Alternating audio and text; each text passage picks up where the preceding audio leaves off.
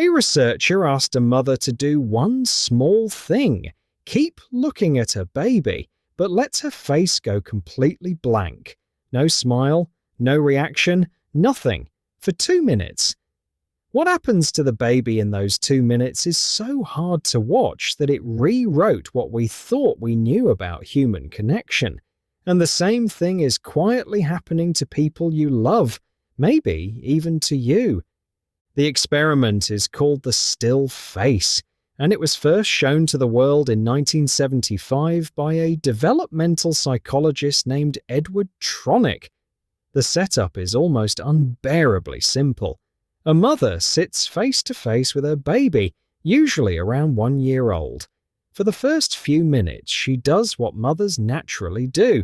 She smiles, she coos, she responds. The baby points at something and she looks. The baby babbles and she babbles back. This is the ordinary magic of connection, and to a baby, it is the entire world. Scientists have a name for this rhythm. They call it serve and return. The baby serves, a sound, a gesture, a look, and the caregiver returns it, back and forth hundreds of times a day. It feels like nothing. But this invisible tennis match is quite literally building the baby's brain, wiring the circuits for trust, for language, for the ability to handle emotion.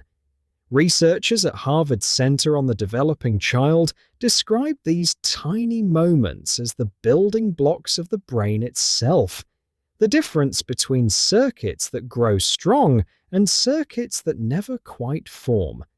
The baby isn't just being entertained, it's learning the most important lesson of its life. When I reach out, someone reaches back. And then, on a signal, the mother's face goes blank. She's still looking right at her baby, but now there's nothing there. No smile, no response, just a flat, empty stare. And the baby notices immediately. What happens next is the part that stays with you. The baby doesn't give up. Not at first. The baby works. It smiles bigger, trying to win the mother back. It points, expecting her to follow. It reaches out its little hands. It squeals. It gestures. It throws its whole tiny body into the effort of restarting the connection. The baby is doing everything it has ever learned to bring its mother back, and she just stares. Within a minute, the baby begins to fall apart. It turns away, then turns back, hoping the face has changed. Its movements get jerky. It loses control of its posture and slumps.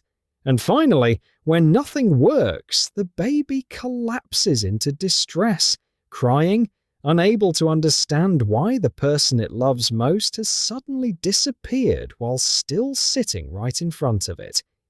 Here is what makes this so powerful. Nobody taught that baby to expect a response. It came pre-wired to. We are not born as blank slates who slowly learn that connection feels good. We are born already needing it, already expecting it, already devastated when it vanishes. The still face proves that being met by another person isn't a luxury layered on top of human life. It's the foundation the whole thing is built on. And that need never goes away. It just gets quieter. But here's the part almost nobody talks about, and it's the part that should give you hope. Tronick didn't just discover how easily connection breaks, he discovered how it heals. Because in the experiment, there's a third phase. The mother's face comes back to life. She smiles, she reaches for her baby, she repairs the rupture, and the baby, after a moment of hesitation, comes back too. The connection is restored. Tronick spent decades studying this, and he found something that surprises almost everyone. Even in healthy, loving relationships, caregivers and babies are out of sync a huge amount of the time, maybe 70% of it. The magic was never in being perfectly attuned. No parent can do that. The magic is in the repair. It's in the return to each other after the disconnection. That rupture, followed by repair, teaches a child the most reassuring truth of all. That connection can break and still be mended, that you can be lost and found again. And that means you can let go of the guilt of being a perfect, endlessly attentive person. You will go blank sometimes. You'll be tired, distracted, lost in your own head. That single blank moment isn't what harms anyone. What matters is not the rupture, but whether you come back, whether you turn the light in your face back on and reach for them again. It's the chronic, unrepaired blankness that leaves a mark. The occasional one, followed by repair, is simply what being human looks like. Now think about your own life, because you never stop playing this game. You still serve and return every single day. A partner shares a small story at dinner. A friend sends a text just to reach out.